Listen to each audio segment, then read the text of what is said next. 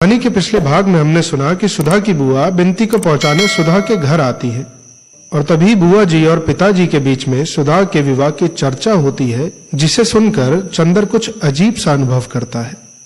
अब आगे।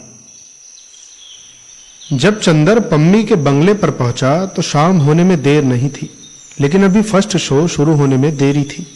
पम्मी गुलाबों के बीच टहल रही थी और बर्टी एक अच्छा सा सूट पहने लॉन पर बैठा था और घुटनों पर ठुड्डी रखे कुछ सोच विचार में पड़ा था। बर्टी के चेहरे पर का पीलापन भी कुछ कम था, लेकिन उसकी आंखों का पागलपन अभी वैसा ही था और खूबसूरत सूट पहनने पर भी उसका हाल यह था कि एक कॉलर अंदर था और एक बाहर। पम्मी ने चंदर को आते देखा तो खिल गई। हेलो कपूर, क्या हाल है? पता नहीं क्यों आज सुबह से मेरा मन कह रहा था कि आज मेरे मित्र जरूर आएंगे, और शाम के वक्त तुम तो इतने अच्छे लगते हो जैसे वह जगमग सितारा जिसे देखकर किड्स ने अपनी आखिरी सानेट लिखी थी। पम्मी ने एक गुलाब तोड़ा और चंदर के कोट के बटन होल में लगा दिया। चंदर ने बड़े भय से बर्टी की ओर देखा कि कहीं गुलाब के तोड़े जाने पर वह फिर चंदर की गर्दन पर सवार न हो जाए, लेकिन बर्टी कुछ बोला नहीं। बर्टी ने सिर्फ हाथ उठाकर अभिवादन किया और फिर बैठकर सोचने लगा। पम्मी ने कहा, आओ चंदर, आओ अंदर चले। और चंदर और पम्मी दोनों ड्राइंग रूम में बैठ गए। चंदर ने कहा, मैं तो डर रहा था कि तुमने गुलाब तोड़कर मुझे दिया तो कहीं बर्टी नाराज न हो जाए, लेकिन वह कुछ बोला नहीं। पम्मी मुस्कुराई। हाँ, अब वह कुछ कहता नहीं और पता नहीं क्यों गुलाबों से उसकी तबीयत भी इधर हट गई। अब वह उतनी परवाह भी नहीं करता। क्यों? चंदर ने ताज्जुब से पूछा। पता नहीं क्यों, मेरी तो समझ में यह आता है कि उसका जितना विश्वास अपनी पत्नी पर था वह इधर धीरे धीरे हट गया, और इधर वह यह विश्वास करने लगा है कि सचमुच वह सार्जेंट को प्यार करती थी, इसलिए उसने फूलों को प्यार करना छोड़ दिया। अच्छा, लेकिन यह हुआ कैसे? उसने तो अपने मन में इतना गहरा विश्वास जमा रखा था कि मैं समझता था कि मरते दम तक उसका पागलपन छूटेगा नहीं।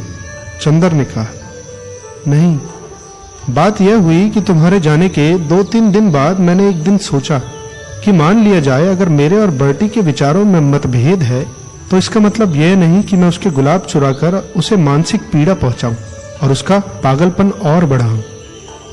बुद्धि और तर्क के अलावा भावना और सहानुभूति का भी एक महत्व मुझे लगा और मैंने फूल चुराना छोड़ दिया। 2-3 दिन वह बेहद खुश रहा, बेहद खुश, और मुझे भी बड़ा संतोष हुआ कि लो अब बर्टी शायद ठीक हो जाए। लेकिन तीसरे दिन सहसा उसने अपना खुरपा फेंक दिया, कई गुलाब के पौधे उखाड़ कर फेंक दिए और मुझसे बोला, अब तो कोई फूल भी नहीं चुराता, अब भी वह इन फूलों में नहीं मिलती। वह जरूर सार्जेंट के साथ जाती है, वह मुझे प्यार नहीं करती, हरगिज नहीं करती। और वह रोने लगा। बस उसी दिन से वह गुलाब के पास नहीं जाता और आजकल बहुत अच्छे अच्छे सूट पहनकर घूमता है और कहता है, क्या मैं सार्जेंट से कम सुंदर हूं? और इधर वह बिल्कुल पागल हो गया है, पता नहीं किससे अपने आप लड़ता रहता है। चंदर ने ताज्जुब से सिर हिलाया। हाँ, मुझे बड़ा दुख हुआ। पम्मी बोली, मैंने तो हमदर्दी की कि फूल चुराने बंद कर दिए और उसका नतीजा यह हुआ। पता नहीं क्यों कपूर, मुझे लगता है कि हमदर्दी करना इस दुनिया में सबसे बड़ा पाप है। आदमी से हमदर्दी कभी नहीं करनी चाहिए। चंदर ने सहसा अपनी घड़ी देखी। क्यों, अभी तुम नहीं जा सकते? बैठो और बातें सुनो, इसलिए मैंने तुम्हें दोस्त बनाया है। आज 2-3 साल हो गए मैंने किसी से बातें ही नहीं की हैं, और तुमसे इसलिए मैंने मित्रता की है कि बातें करूंगी। चंदर हंसा। आपने मेरा अच्छा उपयोग ढूंढ निकाला। नहीं, उपयोग नहीं कपूर, तुम मुझे गलत ना समझना। जिंदगी ने मुझे इतनी बातें बताई हैं, और ये किताबें जो मैं इधर पढ़ने लगी हूं, इन्होंने मुझे इतनी बातें बताई हैं कि मैं चाहती हूं कि उन पर बातचीत करके अपने मन का बोझ हल्का कर लूं, और तुम्हें बैठ के सुननी होंगी सभी बातें। हाँ, मैं तैयार हूं, लेकिन किताबें पढ़नी कब से शुरू कर दी तुमने? चंदर ने ताज्जुब से पूछा। अभी उस दिन मैं डॉक्टर शुक्ला के यहाँ गई, उनकी लड़की से मालूम हुआ कि तुम्हें कविता पसंद है। मैंने सोचा उसी पर बातें करूं, और मैंने कविताएं पढ़नी शुरू कर दी। अच्छा, तो मैं देखता हूं कि 2-3 हफ्ते में भाई और बहन दोनों में कुछ परिवर्तन आ गए। पम्मी हंस दी पर कुछ बोली नहीं। मैं सोचता हूं पम्मी कि आज सिनेमा देखने जाऊं। कार साथ में है, अभी 15 मिनट बाकी है, चाहो तो चलो। सिनेमा? आज 4 साल से मैं कहीं गई नहीं हूं। सिनेमा, हौजी, बाल डांस सभी जगह जाना बंद कर दिया है मैंने। मेरा दम घुटेगा हॉल के अंदर, लेकिन चलो देखें अब भी कितने ही लोग वैसे ही खुशी से सिनेमा देखते होंगे। एक गहरी सांस लेकर पम्मी बोली, बर्टी को ले चलोगे? हाँ हाँ, तो चलो उठो, फिर देर हो जाएगी, चंदर ने घड़ी देखते हुए कहा। पम्मी फौरन अंदर के कमरे में गई और एक जॉर्जेट का हल्का भूरा गाउन पहनकर आई। इस रंग से वह जैसे निखर सी गई थी। चंदर ने उसकी ओर देखा तो वह लजा गई और बोली, इस तरह से मत देखो, मैं जानती हूं यह मेरा सबसे अच्छा गाउन है, इसमें कुछ अच्छी लगती होंगी, चलो। और आकर उसने बेतकल्लुफी से उसके कंधे पर हाथ रख दिया। दोनों बाहर आए तो बर्टी लॉन पर घूम रहा था। उसके पैर लड़खड़ा रहे थे, लेकिन वह बड़ी शान से सीना ताने था। बर्टी, आज मिस्टर कपूर मुझे सिनेमा दिखलाने जा रहे हैं, तुम भी चलोगे? बर्टी ने सिर हिलाकर जोर से कहा, सिनेमा जाऊंगा? कभी नहीं, भूल कर भी नहीं। तुमने मुझे क्या समझा है? मैं सिनेमा जाऊंगा। धीरे धीरे उसका स्वर मंद पड़ गया। अगर सिनेमा में वह सार्जेंट के साथ मिल गई तो मैं उसका गला घोट दूंगा। अपने ही गले को दबाते हुए बर्टी बोला, और इतनी जोर से दबा लिया अपना गला कि आंखें लाल हो गई और खांसने लगा। खांसी बंद हुई तो बोला, वह मुझे प्यार नहीं करती, वह सार्जेंट को प्यार करती है, वह उसी के साथ घूमती है। अगर वह मिल जाएगी सिनेमा में तो मैं उसकी हत्या कर डालूंगा और फिर पुलिस आएगी और खेल खत्म हो जाएगा। तुम जानते हो मिस्टर कपूर, मैं उससे कितना नफरत करता हूं। और लेकिन नहीं, कौन जानता है मैं नफरत करता हूं और वह मुझे कुछ समझ में नहीं आता, मैं पागल हूं, ओह। और वह सिर थाम कर बैठ गया।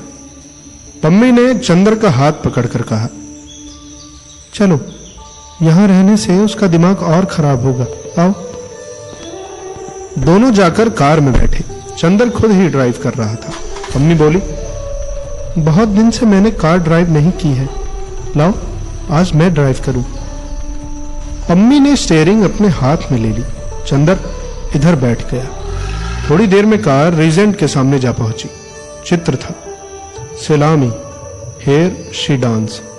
सलामी जहां वह नाची थी। चंदर ने टिकट लिया और दोनों ऊपर बैठे।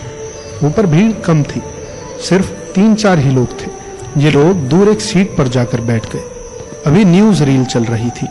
सहसा पम्मी ने कहा, कपूर, सलामी की कहानी मालूम है ना? क्या यह कोई उपन्यास है? चंदर ने पूछा। नहीं, यह बाइबल की एक कहानी है। असल में एक राजा था, हेराद। उसने अपने भाई को मारकर उसकी पत्नी से अपनी शादी कर ली। उसकी भतीजी थी सलामी, जो बहुत सुंदर थी और बहुत अच्छा नाचती थी। हेराद उस पर मुग्ध हो गया, लेकिन सलामी एक पैगंबर पर मुग्ध थी। पैगंबर ने सलामी के प्रणय को ठुकरा दिया। एक बार हेराद ने सलामी से कहा कि यदि तुम नाचो तो मैं तुम्हें कुछ दे सकता हूं। सलामी नाची और पुरस्कार में उसने अपना अपमान करने वाले पैगंबर का सिर मांगा। हेराद वचनबद्ध था। उसने पैगंबर का सिर तो दे दिया, लेकिन बाद में इस भय से कि कहीं राज्य पर कोई आपत्ति न आए, उसने सलामी को भी मरवा डाला। चंदर को यह कहानी बहुत अच्छी लगी। तब तो चित्र बहुत ही अच्छा होगा, उसने सोचा। सुधा की परीक्षा है, वरना उसको भी ले आता। लेकिन क्या नैतिकता है इन पाश्चात्य देशों की कि अपनी भतीजी पर ही मुग्ध हो गया। उसने पम्मी से कहा, लेकिन हेराद अपनी भतीजी पर ही मुग्ध हो गया तो क्या हुआ? यह तो काम वासना है मिस्टर कपूर। काम वासना कितनी भयंकर शक्तिशाली भावना है, यह भी शायद तुम नहीं समझते। अभी तुम्हारी आंखों में बड़ा भोलापन है। तुम रूप की आग से संसार से दूर मालूम पड़ते हो, लेकिन शायद 2-1 साल बाद तुम भी जानोगे कि यह कितनी भयंकर चीज है।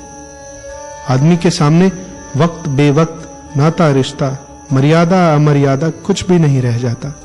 वह अपनी भतीजी पर मोहित हुआ तो क्या? मैंने तो तुम्हारे यहां एक पौराणिक कहानी पढ़ी थी कि महादेव अपनी लड़की सरस्वती पर मुग्ध हो गए। महादेव नहीं, ब्रह्मा। चंदर बोला, हाँ हाँ ब्रह्मा, मैं भूल गई थी। यह तो काम वासना है, आदमी को कहां ले जाता है यह अंदाजा भी नहीं किया जा सकता। तुम तो अभी बच्चे की तरह भोले हो, और ईश्वर न करे तुम कभी इस प्याले का शरबत चखो। मैं भी तो तुम्हारी इसी पवित्रता को प्यार करती हूं। पम्मी ने चंदर की ओर देखकर कहा, तुम जानते हो मैंने तलाक क्यों दिया? मेरा पति मुझे बहुत चाहता था, लेकिन मैं विवाहित जीवन के वासनात्मक पहलू से घबरा उठी। मुझे लगने लगा मैं आदमी नहीं हूं, बस मांस का लोथड़ा हूं, जिसे मेरे पति जब चाहे मसल दे, जब चाहे। ऊब गई थी, एक गहरी नफरत थी मेरे मन में। तुम आए तो तुम बड़े पवित्र लगे। तुमने आते ही प्रणय याचना नहीं की। तुम्हारी आंखों में भूख नहीं थी, हमदर्दी थी, स्नेह था, कोमलता थी, निश्चलता थी। मुझे तुम काफी अच्छे लगे। तुमने मुझे अपनी पवित्रता देकर जिला दिया। चंदर को एक अजब सा गौरव अनुभव हुआ और पम्मी के प्रति एक बहुत ऊंची आदर भावना। उसने पवित्रता देकर जिला दिया। सहसा चंदर के मन में आया, लेकिन यह उसके व्यक्तित्व की पवित्रता किसकी दी हुई है? सुधा की ही ना। उसी ने तो सिखाया है कि पुरुष और नारी में कितने उच्च संबंध रह सकते हैं। क्या सोच रहे हो? पम्मी ने अपना हाथ कपूर की गोद में रख दिया। कपूर सिहर गया, लेकिन शिष्टाचारवश उसने अपना हाथ पम्मी के कंधे पर रख दिया।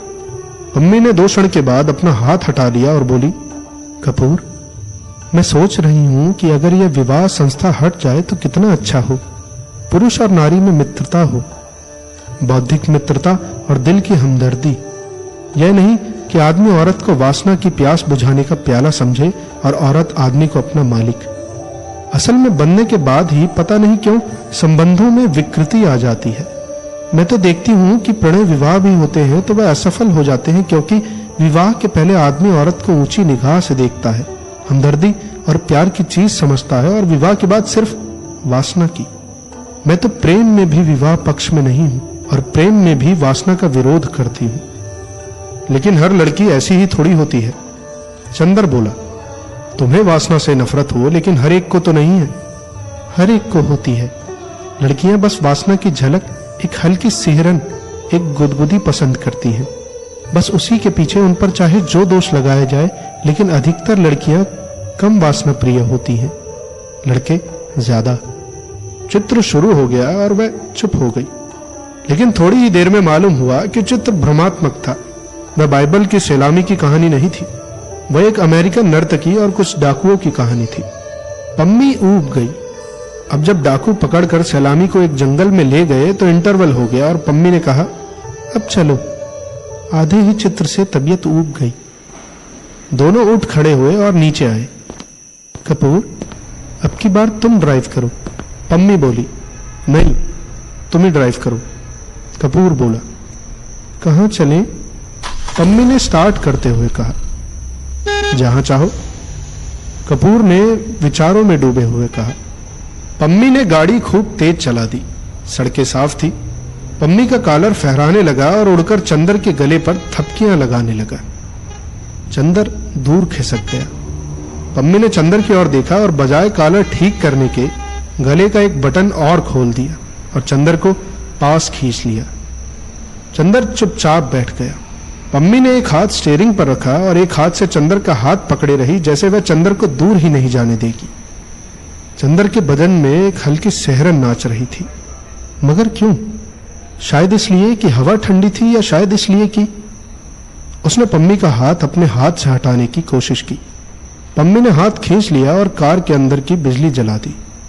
कपूर चुपचाप ठाकुर साहब के बारे में सोचता रहा। कार चलती रही। जब चंदर का ध्यान टूटा तो उसने देखा कार मैकफर्सन लेक के पास रुकी है। दोनों उतर गए। बीच में सड़क थी। इधर नीचे उतरकर झील और उधर गंगा बह रही थी। 8 बजा होगा। रात हो गई थी। चारों तरफ सन्नाटा था, बस सितारों की हल्की रोशनी थी। मैकफर्सन झील काफी सूख गई थी। किनारे किनारे मछली मारने के मचान बने थे। इधर आओ, पम्मी बोली, और दोनों नीचे उतरकर मचान पर जा बैठे। पानी का धरातल शांत था। सिर्फ कहीं-कहीं मछलियों के उछलने या सांस लेने से पानी हिल जाता था। पास ही के नीवा गांव में किसी के यहाँ शायद शादी थी, जो शहनाई का हल्का स्वर हवाओं की तरंगों पर हिलता डुलता हुआ आ रहा था। दोनों चुपचाप थे। थोड़ी देर बाद पम्मी ने कहा, कपूर, चुपचाप रहो, कुछ बात मत करना। उधर देखो, पानी में सितारों का प्रतिबिंब देख रहे हो? चुप्पे से सुनो, ये सितारे क्या बात कर रहे हैं। पम्मी सितारों की ओर देखने लगी और कपूर चुपचाप पम्मी की ओर देखता रहा। थोड़ी देर बाद सहसा पम्मी एक बांस से टिक कर बैठ गई। उसके गले के 2 बटन खुले हुए थे और वह आंखें बंद किए बैठी थी। चंदर ने उसकी ओर देखा और फिर जाने क्यों उससे देखा नहीं गया। वो सितारों की ओर देखने लगा। सहसा पम्मी ने आंखें खोल दी और चंदर का कंधा पकड़कर बोली, कितना अच्छा हुआ अगर आदमी हमेशा संबंधों में एक दूरी रखे, वासना ना आने दे। ये सितारे हैं, देखो कितने नजदीक हैं, करोड़ों बरस से साथ हैं, लेकिन कभी भी एक दूसरे को छूते तक नहीं। तभी तो संग निभ जाता है। सहसा उसकी आवाज में जाने क्या छलक आया कि चंदर जैसे मदहोश हो गया। वह बोली, बस ऐसा हो कि आदमी अपने प्रेमास्पद को निकटतम लाकर छोड़ दे, उसको बांधे न। कुछ ऐसा हो कि होठों के पास खींचकर छोड़ दे। और पम्मी ने चंदर का माथा होठों तक लाकर छोड़ दिया। उसकी गरम गरम सांसें चंदर की पलकों पर बरस गई। कुछ ऐसा हो कि आदमी उसे अपने हृदय तक खींचकर फिर हटा दे। और चंदर को पम्मी ने अपनी बाहों में घेर कर अपने वक्ष तक खींचकर छोड़ दिया। वक्ष की गरमाई चंदर के रोम रोम में सुलग उठी। वह बेचैन हो उठा। उसके मन में आया कि वह अभी यहां से चला जाए, जाने कैसा लग रहा था उसे। सहसा पम्मी बोली, लेकिन नहीं, हम लोग मित्र हैं और कपूर, तुम बहुत पवित्र हो, निष्कलंक हो और तुम पवित्र रहोगे। मैं जितनी दूरी, जितना अंतर और जितनी पवित्रता पसंद करती हूं, वह तुम में है और हम लोगों में हमेशा निभेगी, जैसे इन सितारों में हमेशा निभती आई है। चंदर चुपचाप सोचने लगा, वह पवित्र है। एकाएक उसका मन जैसे ऊबने लगा। जैसे एक विहग शिशु घबराकर अपने नीड़ के लिए तड़प उठता है, वैसे ही वह इस वक्त तड़प उठा सुधा के पास जाने के लिए। मगर क्यों? पता नहीं क्यों।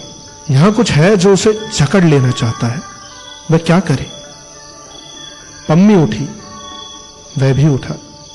बांस का मचान हिला, लहरों में हरकत हुई। करोड़ों साल से अलग और पवित्र सितारे हिले, आपस में टकराए और चूर चूर होकर बिखर गए। रात भर चंदर को ठीक से नींद नहीं आई। अब गर्मी काफी पड़ने लगी थी। एक सूती चादर से ज्यादा नहीं ओढ़ा जाता था और चंदर ने वह भी ओढ़ना छोड़ दिया था। लेकिन उस दिन रात को अक्सर एक अजीब सी कंपकपी उसे झकझोर जाती थी और वह कसकर चादर लपेट लेता था। फिर जब उसकी तबीयत घुटने लगती थी तो वह उठकर बैठ जाता था। उसे रात भर नींद नहीं आई। बार बार झपकी आई और लगा कि खिड़की से बाहर सुनसान अंधेरे में से अजीब सी आवाजें आती हैं और नागिन बनकर उसकी सांसों में लिपट जाती है। वह परेशान हो उठता है। इतने में फिर कहीं से कोई मीठी सतरंगी संगीत की लहर आती है और उसे सचेत और सजग कर जाती है। एक बार उसने देखा कि सुधा और गेसु कहीं चली जा रही है। उसने गेसु को कभी नहीं देखा था, लेकिन उसने सपने में गेसु को पहचान लिया। लेकिन गेसु तो पम्मी की तरह गाउन पहने हुई थी। फिर देखा बिनती रो रही है और इतनी बिलख बिलख कर रो रही है कि तबीयत घबरा जाए। घर में कोई नहीं है। चंदर समझ नहीं पाता कि वह क्या करे। अकेले घर में एक अपरिचित लड़की से बोलने का साहस भी तो नहीं होता। किसी तरह हिम्मत करके वह समीप पहुंचा तो देखा, अरे ये तो सुधा है। सुधा लुटी हुई सी मालूम पड़ती है। वह बहुत हिम्मत करके सुधा के पास बैठ गया। उसने सोचा सुधा को आश्वासन दे, लेकिन उसके हाथों पर जाने कैसी सुकुमार जंजीरें कसी हुई है। उसके मुंह पर किसी की सांसों का भार है। वो निश्चेष्ट है। उसका मन अकुला उठा। वो चौंक कर जाग गया तो देखा वो पसीने से तर है। वो उठकर टहलने लगा। वो जाग गया था, लेकिन फिर भी उसका मन स्वस्थ नहीं था। कमरे में ही टहलते टहलते वह फिर लेट गया। लगा जैसे सामने की खुली खिड़की से सैकड़ों तारे टूट टूट कर भयानक तेजी से आ रहे हैं और उसके माथे से टकरा टकरा कर चूर हो जाते हैं। एक मर्मांतक पीड़ा उसकी नसों में खौल उठी और लगा जैसे उसके अंग अंग में चिताएं धधक रही हैं। जैसे तैसे रात कटी और सुबह उठते ही वह यूनिवर्सिटी जाने से पहले सुधा के यहां गया। सुधा लेटी हुई पढ़ रही थी। डॉक्टर शुक्ला पूजा कर रहे थे। बुआ जी शायद रात को ही चली गई थी, क्योंकि बिनती बैठी तरकारी काट रही थी और खुश नजर आ रही थी। चंदर सुधा के कमरे में गया। देखते ही सुधा मुस्कुरा पड़ी। बोली कुछ नहीं, लेकिन आते ही उसने चंदर के अंग अंग को अपनी निगाहों के स्वागत में समेट लिया। चंदर सुधा के पैरों के पास बैठ गया। कल रात को तुम कार लेकर वापस आए तो चुप्पे से चले गए, सुधा बोली। कहो, कल कौन सा खेल देखा? कल बहुत बड़ा खेल देखा सुधा, बहुत बड़ा। चंदर व्याकुलता से बोला। अरे जाने कैसा मन हो गया कि रात भर नींद ही नहीं आई। और उसके बाद चंदर सब बता गया। कैसे वह सिनेमा गया, उसने पम्मी से क्या बात की, उसके बाद कैसे कार पर उसने चंदर को पास खींच लिया, कैसे वह लोग मैकफर्सन झील गए और वहां पम्मी पागल हो गई। फिर कैसे चंदर को एकदम सुधा की याद आने लगी और फिर रात भर चंदर को कैसे कैसे सपने आए। सुधा बहुत गंभीर होकर मुंह में पेंसिल दबाए हुए कहानी टेक बस चुपचाप सुनती रही और अंत में बोली, तो तुम इतने परेशान क्यों हो गए चंदर? उसने तो अच्छी ही बात कही थी। वह तो अच्छी है ही। यह तो अच्छा ही है कि ये सब जिसे तुम वासना कहते हो यह संबंधों में ना आए। इसमें क्या बुराई है? क्या तुम चाहते हो कि वासना आए? कभी नहीं। तुम मुझे अभी तक नहीं समझ पाई। तो ठीक है, तुम भी नहीं चाहते कि वासना आए और वह भी नहीं चाहती कि वासना आए, तो झगड़ा क्या है? क्यों तुम उदास क्यों हो इतने? सुधा बड़ी अचरज से बोली। लेकिन उसका व्यवहार कैसा है? चंदर ने सुधा से कहा। ठीक तो है, उसने बता दिया तुम्हें कि इतना अंतर होना चाहिए। समझ गए, तुम लालची आदमी चाहते होगे कि यह भी अंतर न रहे, इसलिए तुम उदास हो गए। छी। होठों में मुस्कुराहट और आंखों में शरारत की एक झलक छिपाते हुए सुधा बोली। तुम तो मजाक करने लगी। चंदर बोला। सुधा सिर्फ चंदर की ओर देखकर मुस्कुराती रही। चंदर सामने लगी हुई तस्वीर की ओर देखता रहा। फिर उसने सुधा के कबूतरों जैसे उजले मासूम नन्हे पैर अपने हाथ में ले लिया और भर्राई हुई आवाज में बोला, सुधा, तुम कभी हम पर विश्वास न हार बैठना। सुधा ने किताब बंद करके रख दी और उठकर बैठ गई। उसने चंदर के दोनों हाथ अपने हाथ में लेकर कहा, पागल कहीं के, हमें कहते हो? अभी सुधा में बचपन है तो तुम में क्या है? वाह रे छुई मुई के फूल, किसी ने हाथ पकड़ लिया, किसी ने बदन छू लिया तो घबरा गए। तुमसे अच्छी लड़कियां होती हैं। सुधा ने उसके दोनों हाथ झकझोरते हुए कहा, नहीं सुधा, तुम नहीं समझती। मेरी जिंदगी में एक ही विश्वास का चट्टान है और वह हो तुम। मैं जानता हूं कि कितने ही जल प्रलय हो, लेकिन तुम्हारे सहारे मैं हमेशा ऊपर रहूंगा। तुम मुझे डूबने नहीं दोगी। तुम्हारे ही सहारे मैं लहरों से भी खेल सकता हूं। लेकिन तुम्हारा विश्वास अगर कभी हिला तो मैं किन अंधेरी गहराइयों में डूब जाऊंगा, यह कभी मैं सोच भी नहीं पाता। चंदर ने बड़े कातर स्वर में कहा। सुधा बहुत गंभीर हो गई। क्षण भर वह चंदर के चेहरे की ओर देखती रही, फिर चंदर के माथे पर झूलती हुई एक लट को ठीक करते हुए बोली, चंदर, और मैं किसके विश्वास पर चल रही हूं? बोलो। लेकिन मैंने तो कभी नहीं कहा कि चंदर अपना विश्वास मत हारना। और क्या कहूं, मुझे अपने चंदर पर पूरा विश्वास है और मरते दम तक विश्वास रहेगा। फिर तुम्हारा मन इतना क्यों डगमगा गया? बुरी बात है ना? चंदर ने सुधा के कंधे पर अपना सिर रख दिया। सुधा ने उसका हाथ लेकर कहा, लाओ, यहां छुआ था पम्मी ने तुम्हें, और उसका हाथ होठों तक ले गई। चंदर कांप गया। आज सुधा को यह क्या हो गया है? लेकिन होठों तक हाथ ले जाकर झाड़ने फूकने वालों की तरह सुधा ने फूंक कर कहा, जाओ, तुम्हारे हाथ से पम्मी के स्पर्श का जहर उतर गया। अब तो ठीक हो गए, पवित्र हो गए। छू मंतर। चंदर हंस पड़ा। उसका मन शांत हो गया। सुधा में जादू था, सचमुच जादू। बिनती 2 प्याले चाय ले आई और सुधा बोली, अपने लिए भी ले आओ। बिनती ने सिर हिलाया। सुधा ने चंदर की ओर देखा और कहा, ये पगली जाने क्यों तुमसे झेपती है? झेपती कहां हूं? बिंती ने प्रतिवाद किया और प्याला भी ले आई और जमीन पर बैठ गई। सुधा ने प्याला मुंह से लगाया और बोली, चंदर, तुमने पम्मी को गलत समझा है। पम्मी बहुत अच्छी लड़की है, तुमसे बड़ी भी है और तुमसे ज्यादा समझदार, और फिर उसी तरह व्यवहार भी करती है। तुम अगर कुछ सोचते हो तो गलत सोचते हो। मेरा मतलब समझ गए ना? जी हाँ गुरुवानी जी, अच्छी तरह से, चंदर ने हाथ जोड़कर विनम्रता से कहा। बिंती हंस पड़ी और उसकी चाय छलक गई। नीचे रखी हुई चंदर की जरीदार पेशावरी सैंडल भीग गई। बिंती ने झुककर एक अंगोछे से उसे पोंछना चाहा तो सुधा चिल्ला उठी, हाँ हाँ, छुओ मत, कहीं इनकी सैंडल भी बाद में आके न रोने लगे। सुन बिंती, एक लड़की ने कल इन्हें छू लिया तो आज ये भाई साहब उदास हो गए। अभी तुम सैंडल छुओ तो कहीं जाके कोतवाली में रिपट न कर दे। चंदर हंस पड़ा और उसका मन धुलकर ऐसे निखर गया जैसे शरद का नीलाभ आकाश। अब पम्मी के यहाँ कब जाओगे? सुधा ने शरारत भरी मुस्कुराहट से पूछा। कल जाऊंगा। ठाकुर साहब पम्मी के हाथ अपनी कार बेच रहे हैं तो कागज पर दस्तखत करना है। चंदर ने कहा, अब मैं निडर हूं। कहो बिंती, तुम्हारे ससुर का क्या कोई खत नहीं आया? बिंती झेप गई। चंदर चल दिया।